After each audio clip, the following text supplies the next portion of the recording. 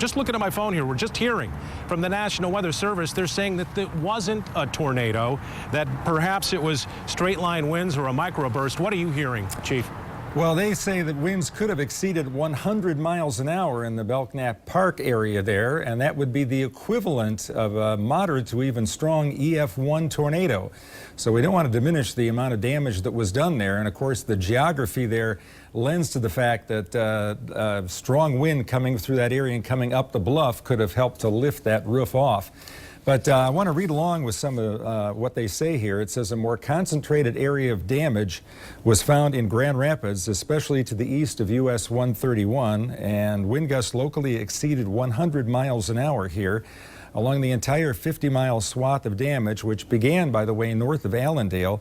This entire 50-mile swath, there was little evidence of lofted debris, which would be typical of tornadoes, though brief swirls likely occurred within this swath. The damage occurred there were several areas where the damage was a little bit more pronounced in the Ada and Lowell area, and also just to the west of Sunfield, which is south of Interstate 96. Again, we're looking at wind gusts in the Lowell area that were at least as high as 75 miles an hour, and in downtown Grand Rapids, where wind gusts could have exceeded 100 miles an hour. You're looking at the damage there, the roof that has come off. You can see the geography there on the right side as that wind was coming right to left.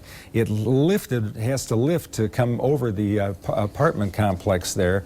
And there you see it again. Note that there isn't any debris to the right of the apartment complex. Everything seems to have blown backwards to the left, blown to the east, and that's an indication that, again, this was straight-line thunderstorm wind.